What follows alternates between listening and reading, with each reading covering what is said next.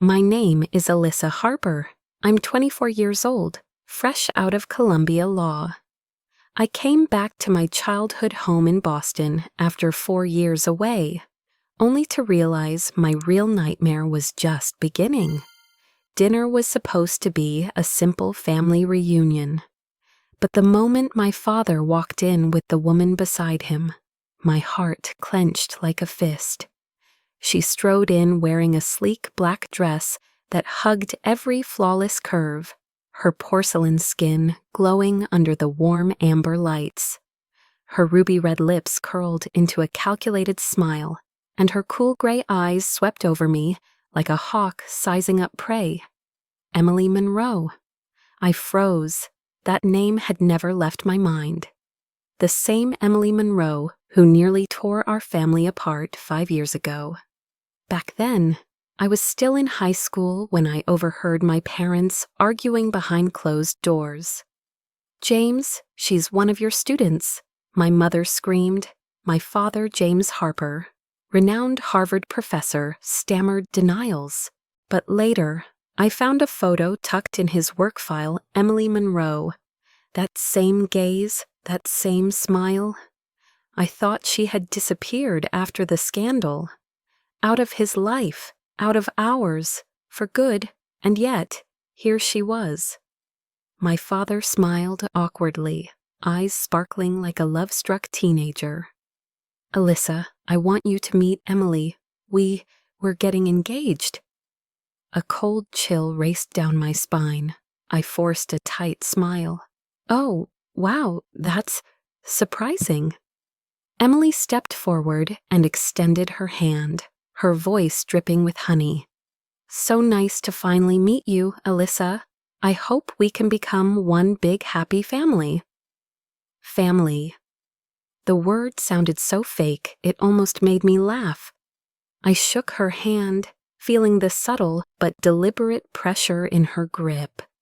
Her narrowed eyes silently warned, "I know you remember me, but don't you dare say a word."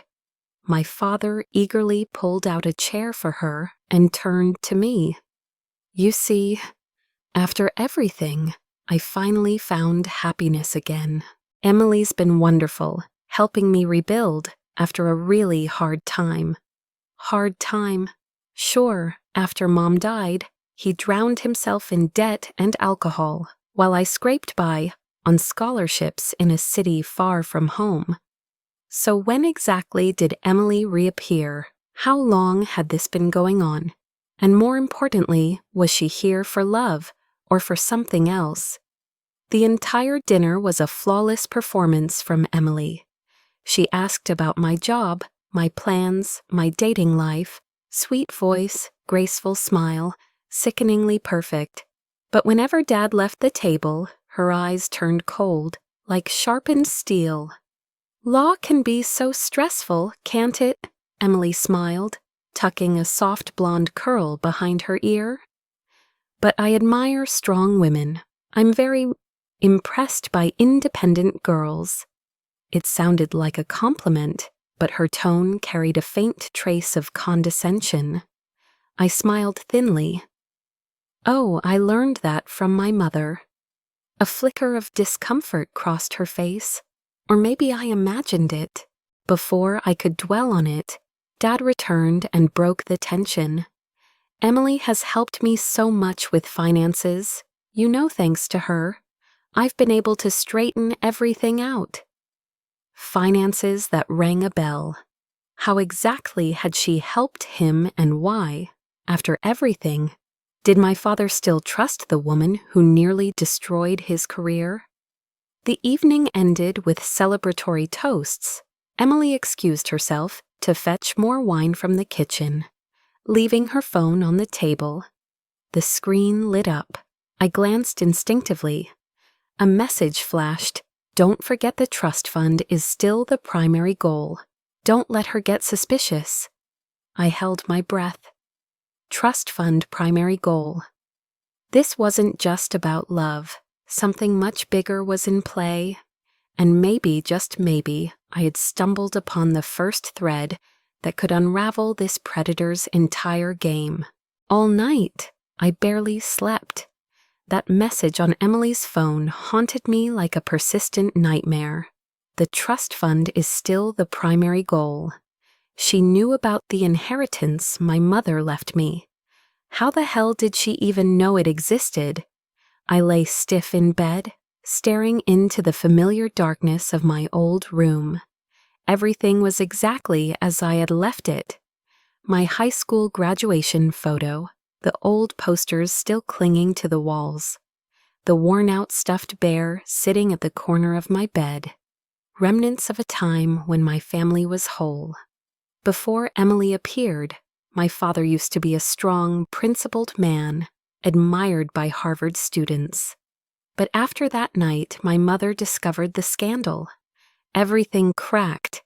He spiraled into debt, failed investments, and alcohol. And now Emily had returned, like some perfect savior. Or more accurately, a predator who'd waited patiently. The next morning, I brewed coffee and sat at the breakfast table, trying to act as normal as possible. Emily descended the staircase in a silky nude satin dress that clung to her figure, her golden curls perfectly styled, her porcelain skin glowing under the soft morning sun. She smiled sweetly. "Did you sleep well, dear?" "Oh, wonderfully," I replied with a pleasant smile, as if nothing had happened last night. Emily poured herself coffee, her pale fingers gliding along the rim of the cup with an elegance that felt calculated. "I'm so glad we finally get to bond. After all, we're family, right?" I looked straight at her. Of course, family. Her eyes narrowed slightly. Two women, alone in a small kitchen, facing off like two lionesses, silently sizing each other up. Later that day, while Dad was at a faculty meeting, I slipped into his study, a room that had once been the sacred heart of our home. Financial records, bank statements, contracts neatly stacked inside his safe. Of course, I still remembered the code. As I combed through the paperwork, I stumbled upon several unusual fund transfers from the trust my mother had set up for me, a few $1,000s, consistently withdrawn each month, authorized by a temporary trustee, James Harper. But the funds were being funneled into a subsidiary account under the name Monroe Financial Advisory. My throat tightened. Emily wasn't just targeting my father, she was manipulating my inheritance. How did my father even have authority to touch the trust fund my mother had locked it down airtight? But if my father had been granted temporary guardianship of my finances after her death, even briefly, it might have opened the door. And during his weakest moments, Emily had probably helped him restructure the assets securing her access in return. The pieces of a horrifying puzzle were snapping together. That evening, I called the one person I still trusted, my mother's old attorney, Mr. Thomas Phillips, a stern, dedicated Jewish man who had stood firmly by my mother during her bitter estate battle years ago. "Alyssa." His voice was calm but concerned over the phone. "It's been a long time. Is something wrong? I need to meet in person as soon as possible, Mr. Phillips." I spoke barely above a whisper, not wanting my voice to carry through the grand house, where too many ears might be listening behind its polished facade. When Mr. Phillips arrived at his small downtown Boston office, I laid everything out, Emily, the trust fund, the suspicious transfers, and especially the message I saw on her phone. He furrowed his brow deeply. "Your mother's trust was extremely airtight, nearly untouchable without legal oversight. But if your father was given temporary financial guardianship after her passing, it's theoretically possible." So, Emily exploited my father's emotional collapse to pressure him into signing financial adjustments. That is highly likely. Mr. Phillips paused, staring at me intently. Are you ready for this, Alyssa? To expose someone like her, we'll need far more than bank statements. She won't go down easily. I clenched my fists. I'm ready. But I knew we needed more evidence. She was too smart to fall into a legal trap over a few financial statements alone. One question hung heavily in my mind. Was Emily acting alone? Or was there a more dangerous force pulling the strings behind her? I didn't have that answer yet. But one thing was certain, this battle had only just begun. I always knew Emily wasn't the type to wait for someone else to make the first move. And she didn't disappoint. Just days after my meeting with Mr. Phillips, the first signs appeared. My father, Professor James Harper, began acting different. His texts became more frequent, loaded with oddly invasive questions. Do you need any money? Honey, are you in any debt? How's your mental health lately? Any issues with coworkers? I saw it immediately. Emily was carefully crafting an image of me as emotionally unstable in my father's eyes. She needed to discredit my mental state, to disarm any future accusations I might throw her way. Worse, a few old friends messaged me out of the blue. Alyssa, is everything okay? Emily mentioned you've been really stressed lately, even taking sedatives. I clenched my jaw, methodical, calculated. That evening, I walked into the house, trying to appear completely normal. Emily sat on the living room sofa, one leg crossed elegantly over the other, her short silk dress revealing flawless pale legs. She smiled and waved me over. You're home. I made you some chamomile tea to help you relax. I glanced at the steaming cup. In the past, I might have been naive enough to drink it, but now I knew better. This was no longer just a game. This was a venomous chess match. Oh, thank you, but I already grabbed a coffee on the way home. I smiled, backing toward the stairs. Her icy gray eyes narrowed ever so slightly before softening back into their usual warmth. She pivoted topics with chilling ease. By the way, your father and I are planning a little engagement party next week. A few major financial investors will be attending. We really hope you can join us. My mind spun.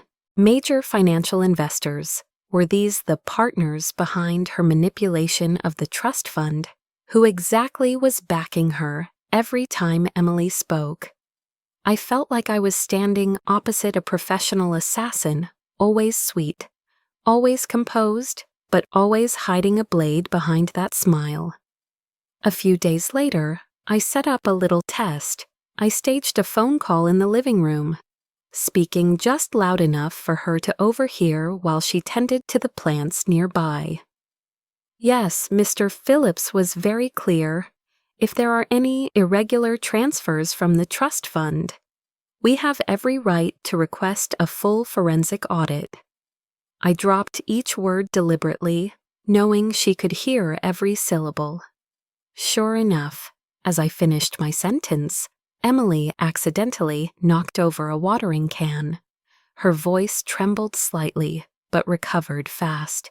Oh dear, how clumsy of me. Thankfully, nothing got ruined. I turned and met her eyes. No harm done, as long as nothing more important gets spilled. Ikmai, for a fleeting second, her gray eyes sharpened like a blade unsheathing itself. And that night, Emily finally launched her real counterattack, heading to the kitchen for water near midnight. I caught murmurs coming from my father's study. The door was ajar. I crept closer and pressed my ear against the frame. James, I swear to you, she's been so mentally unstable lately. She's paranoid, suspicious. I'm just so worried she might have a breakdown. Emily's voice was as sweet as syrup, but every word sliced like a razor. "James, you have to do something before she causes serious trouble." My heart pounded in my chest. She was preparing the deadliest weapon, questioning my mental competency. If she succeeded in labeling me psychologically unstable, any accusation I made would be easily dismissed. My father sighed, exhausted.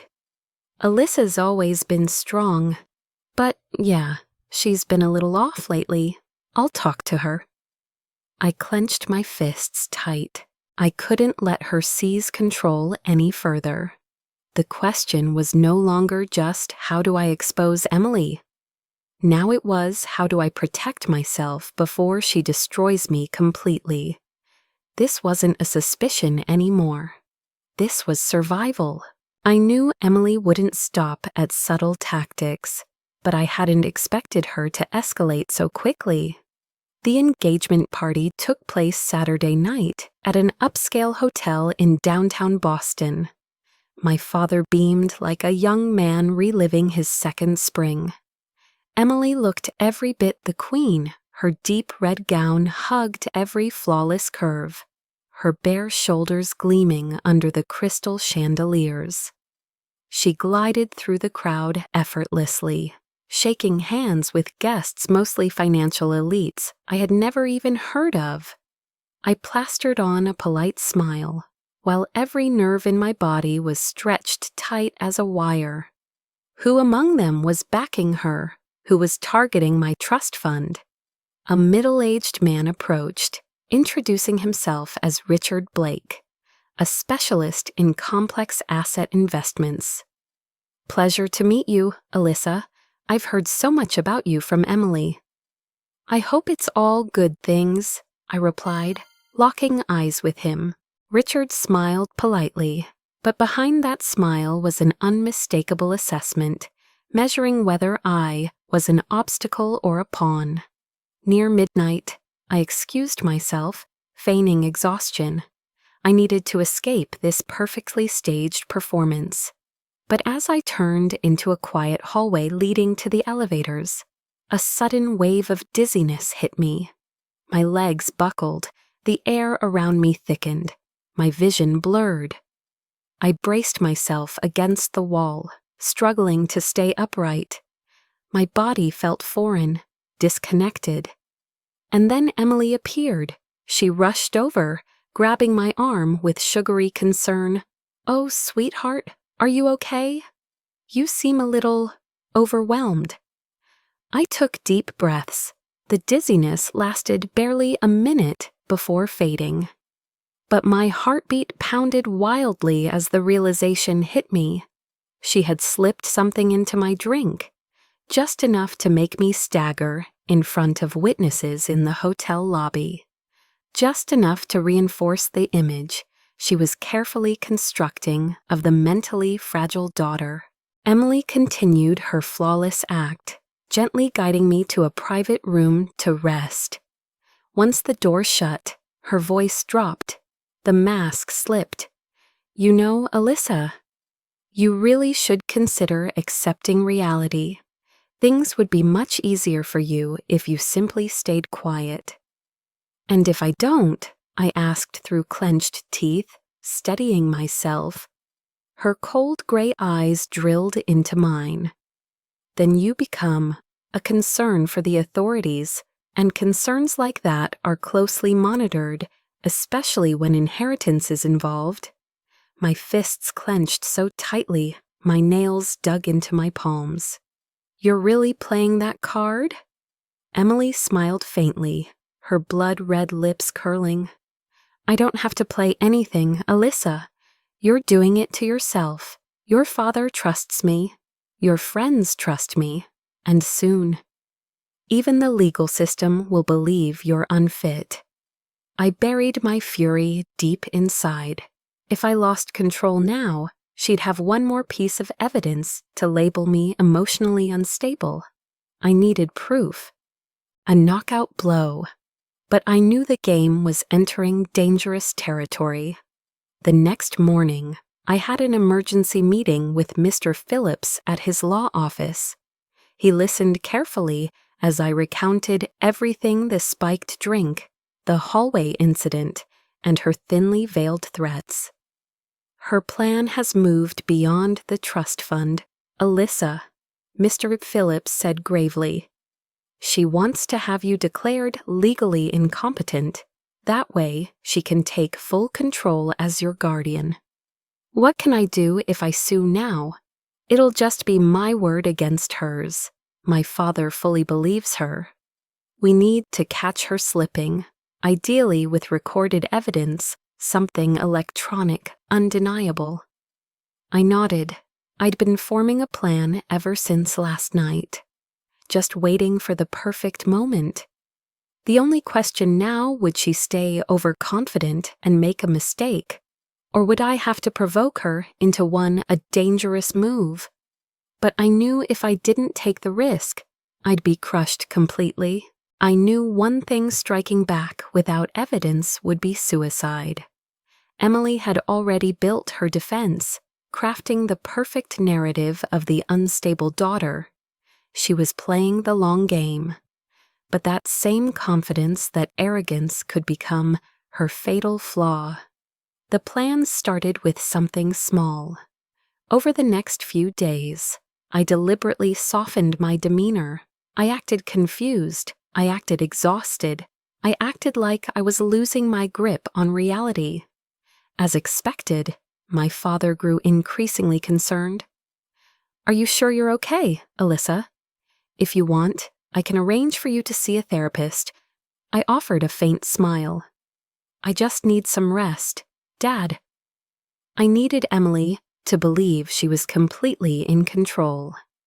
Phase 2 involved a bit of tech. I reached out to an old college friend, Lucas, a cybersecurity specialist. Within 2 days, Lucas had installed a sophisticated recording device inside my father's study.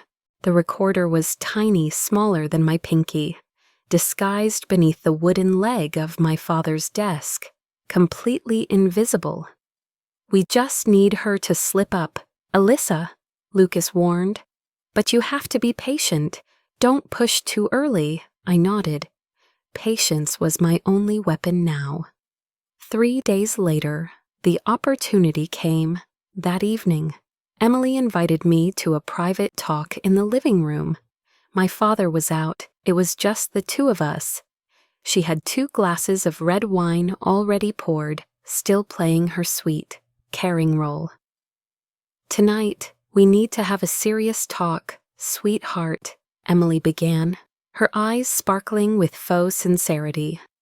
I sipped the wine I had secretly swapped my glass earlier and nodded. "Go ahead." She sighed, gently caressing the wine glass. "I know you're stressed, but your father and I only want what's best for you. If you keep resisting, things might spiral beyond anyone's control."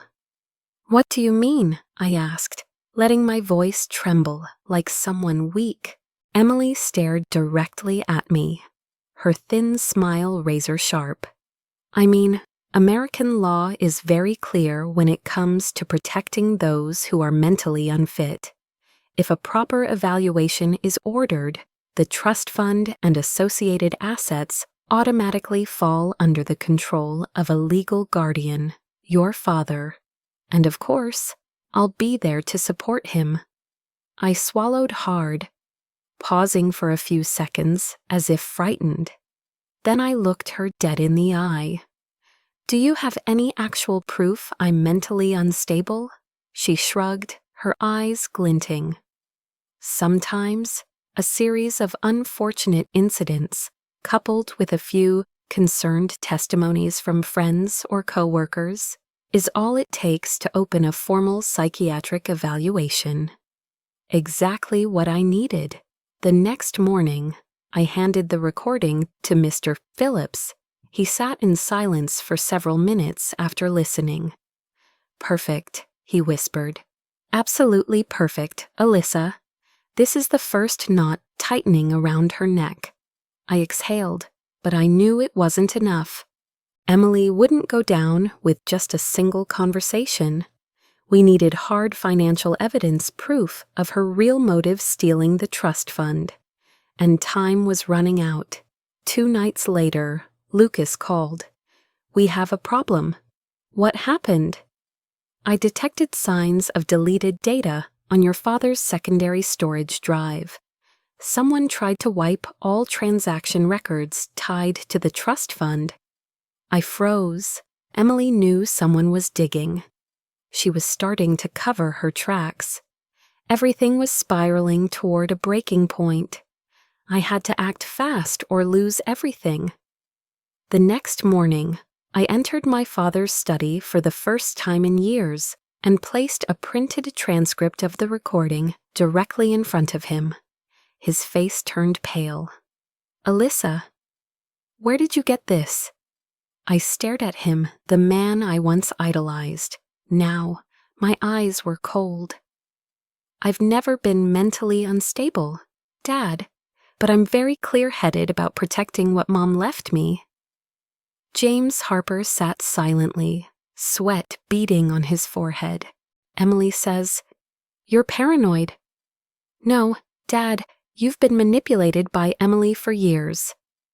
I paused, then asked the question that had haunted me for so long.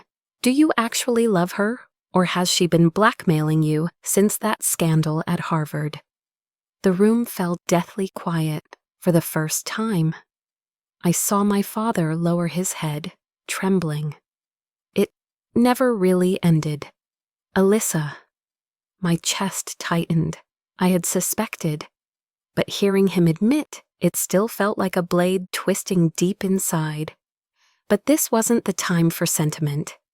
I nodded toward Mr. Phillips, who had been waiting outside. "It's time to officially initiate legal proceedings." The battle was about to turn brutal. The courtroom glowed under harsh white lights that seemed to suck the air right out of the room. The atmosphere was crisp yet heavy, like an invisible weight pressing down on everyone present.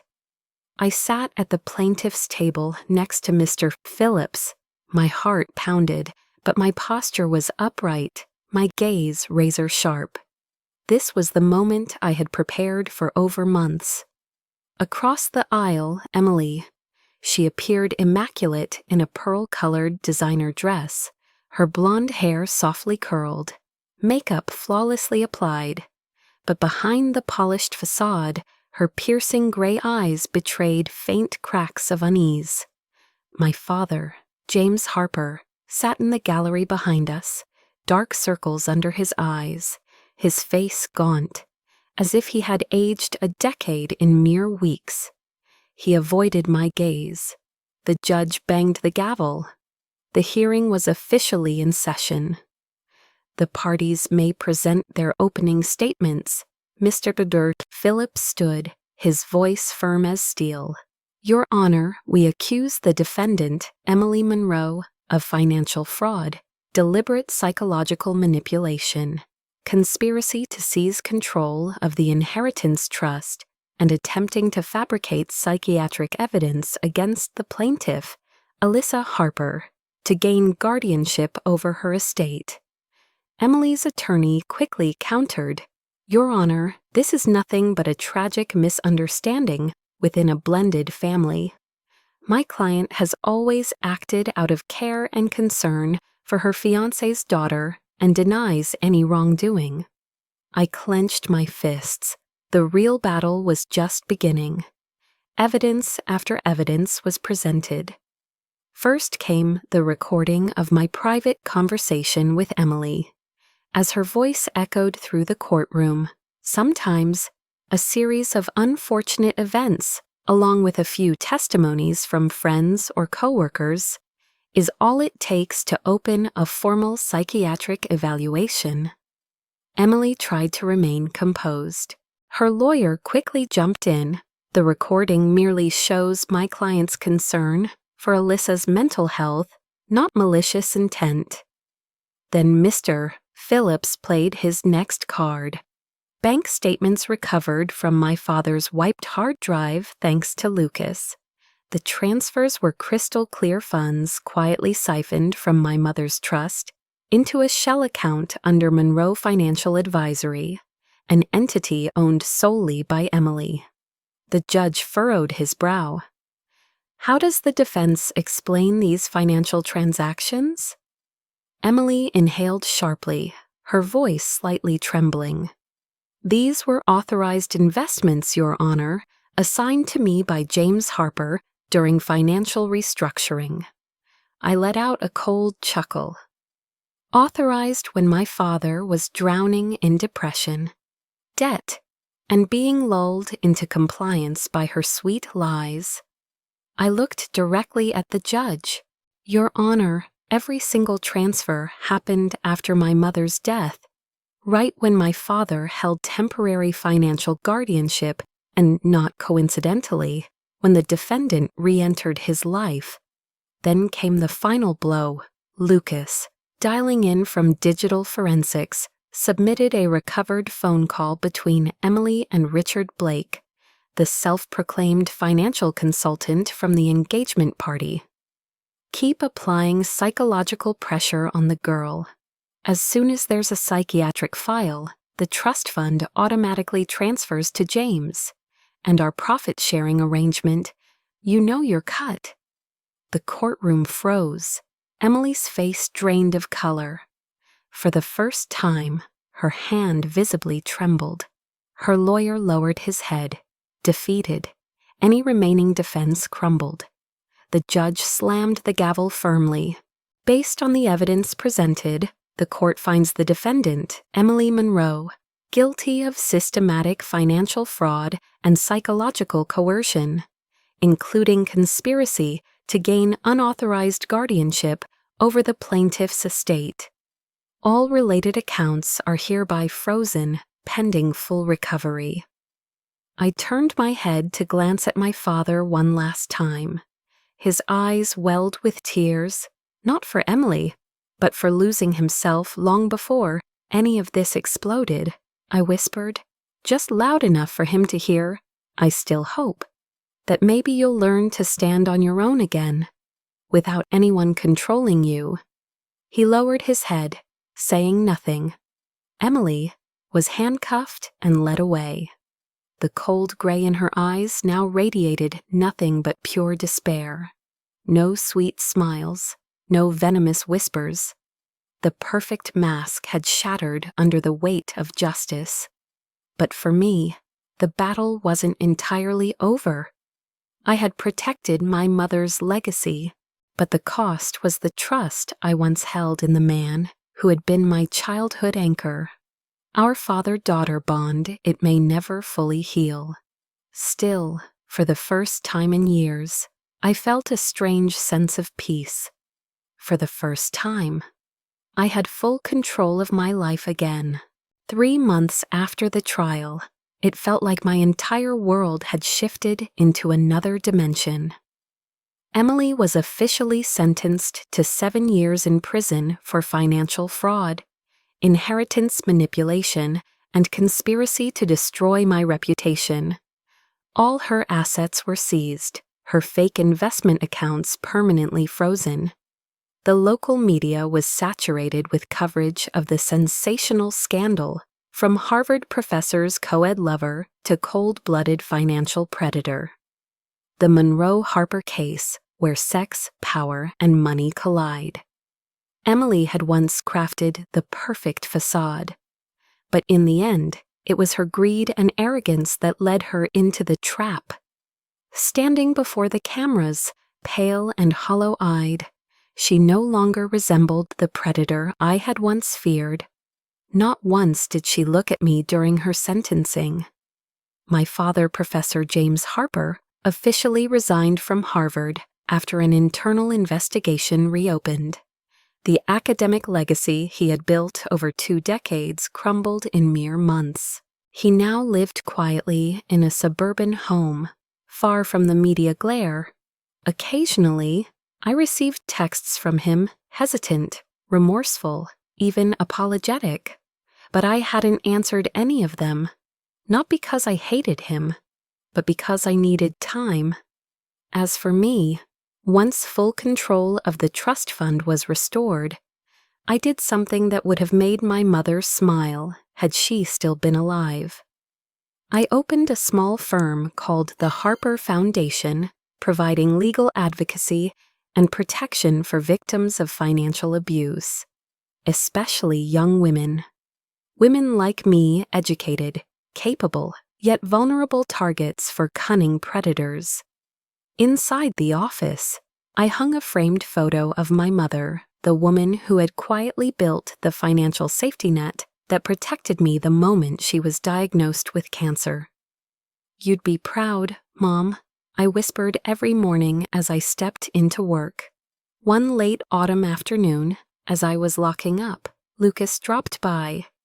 "You really pulled off something insane, Alyssa." I smiled faintly.